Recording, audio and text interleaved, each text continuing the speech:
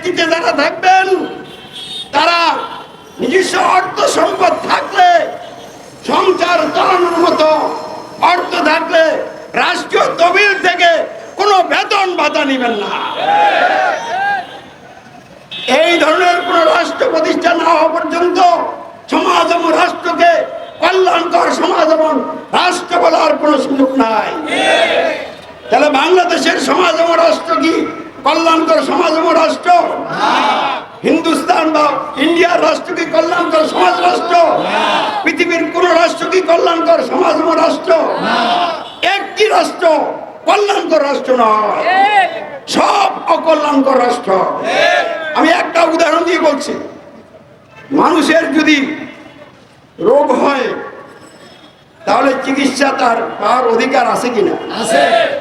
একজন গরিব মানুষ যে তার সংসার চালাতে পারে না, তার রোজগারের মাধ্যমে তার সংসারের অর্ধেক খরচ আয় করতে পারে না, ওই লোকটা তার রোগ হলে চিকিৎসা করার কি তার পক্ষে সম্ভব হবে?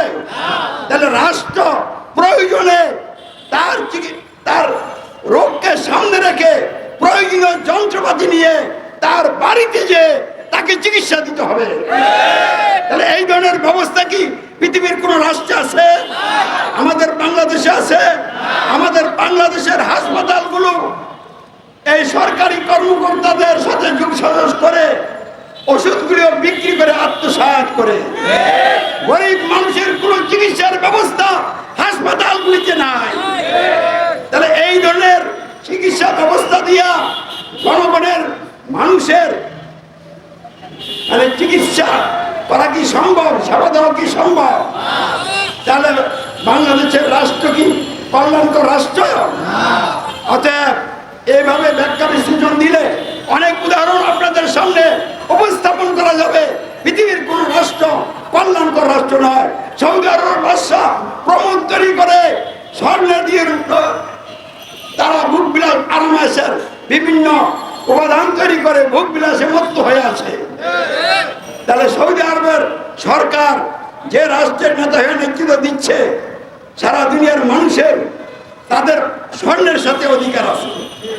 তারা কি সারা পৃথিবীর গরিব দুঃখী অনাহারী মানুষকে তাদের এই স্বর্ণের সাথে অধিকার হিসেবে দেওয়ার কোনো ব্যবস্থা রেখেছে? তাহলে ওই রাষ্ট্র কল্যাণকর রাষ্ট্র নয়। তাহলে পৃথিবীর কোন রাষ্ট্র কল্যাণকর রাষ্ট্র নয়। কেন নয় জানেন? পৃথিবীর কোন রাষ্ট্র এবং কোন রাষ্ট্রের মানুষ আজও স্বাধীনতা লাভ করতে পারে না। বাংলাদেশ স্বাধীন নয়, পরাধীন রাষ্ট্র। তাহলে এই পরাধীন রাষ্ট্রকে স্বাধীন করতে হবে। এই জন্য আমরা আজকে স্পষ্টভাবে বলতে চাই, মানুষকে যদি সকল প্রকার ক্ষতি থেকে রক্ষা করতে চান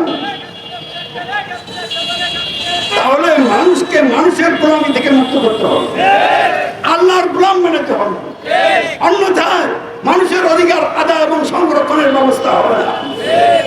তাহলে কি কি ক্ষতি মানুষ আজকে দুনিয়া ভোগ করতেছে? বেতন বৈষম্য, কিছু ব্যাখ্যা না করলে তো বুঝতে পারবেন না। আমাদের সমাজে বিভিন্ন প্রতিষ্ঠান আছে না নাই? কি কি প্রতিষ্ঠান আছে? ইউনিভার্সিটি আছে, কলেজ আছে, স্কুল আছে, মাদ্রাসা আছে, সেক্রেটারিয়েট আছে, হাসপাতাল আছে, ব্যাংক বিমা আছে, আছে কিনা? তাহলে এই প্রতিষ্ঠানগুলির আপনি একটু লক্ষ্য করেন, যারা কর্মকর্তা তাদের বেতন বেশি না সাধারণ কর্মচারীদের বেতন বেশি? মসজিদের দিকে তাকান, মসজিদের ইমাম সাহেবের বেতন বেশি না খাদেম সাহেবের বেতন বেশি? তাহলে ইমাম সাহেব কাজ বেশি করে না খাদেম সাহেব কাজ বেশি করে? তাহলে যে কাজ বেশি করে তার বেতন কম, আর যার কাজ কম অলস জীবন যাপন করে তার বেতন বেশি। আনুষঙ্গিক সুযোগ সুবিধা কার বেশি?